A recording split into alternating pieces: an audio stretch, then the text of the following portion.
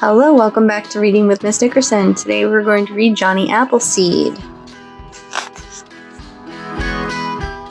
There was one thing Johnny Appleseed liked to do better than anything else. That was to find a sunny spot, dig a little hole, and plant an apple seed, for he knew the seed would grow into an apple tree. "I don't know what I'll do when there's no place left for planting apple trees," said Johnny to his animal friends on the farm. One day, as Johnny was walking around his farm looking for a spot to plant one more apple tree, along came a long line of covered wagons. Beside each wagon strode a tall, strong man with a rifle swinging at his side. These were pioneers. With their families, they were heading off into the great empty lands of the West. "Come west, young fellow," they shouted to Johnny when they saw him watching from the roadside. "But I can't be a pioneer," said Johnny. "I'm not tall and strong. I couldn't chop down trees to build a log cabin. I couldn't clear fields to plant corn. I guess there's nothing much that I can do." The pioneers were not listening. They were marching on. Soon, they were gone. "Oh dear," said Johnny to himself with a sigh. "I wish I could go west too." "You can, Johnny," said a voice behind him. It was his guardian angel. "Not all pioneers have to cut down trees. You can be a pioneer who plants them. Why, just think of the things that apples make. There are apple pies and apple fritters, apple cores to feed the critters, and tasty apple cider. You're needed in the West, Johnny Appleseed." "But I have no covered wagon," said Johnny. "I have no knife and gun." "All that you need," said the guardian angel, "is a little pot to cook in and a stock of apple seeds and the good book to read." "That's wonderful," said Johnny. "I can start right away. I'm off for the West, Mr. Angel, this very day." The West was mostly forest in those days, and that forest was big and deep and dark. But Johnny never once thought of being afraid.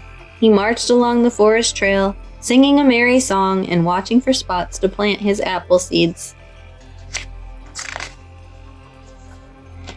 No, Johnny was not afraid, but he was lonely.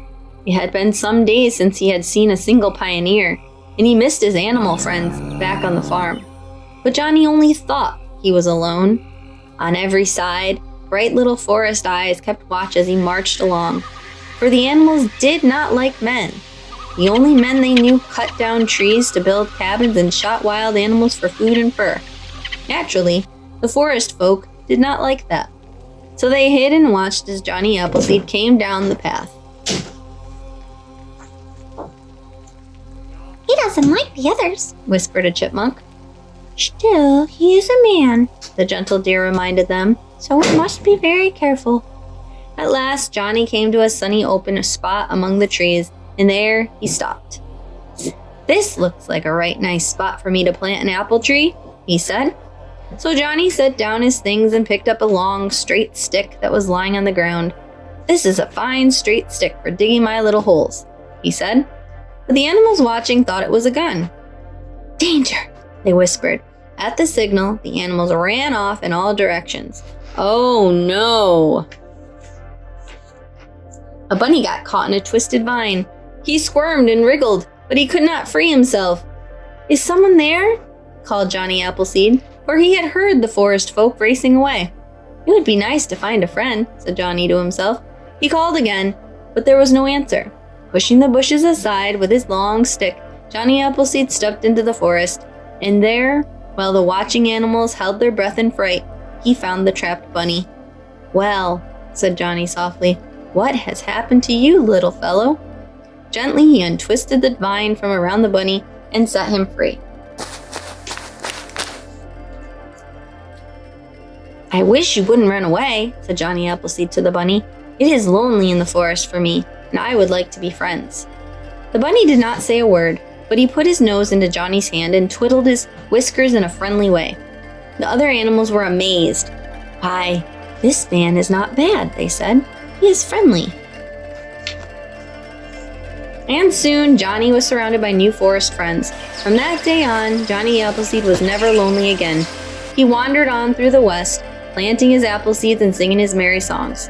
As the years passed, there were more and more farms through the wide land, and on almost every farmyard there was apple trees. Johnny Appleseed was a welcome guest in all these farm homes, but most of the time, Johnny kept on the move.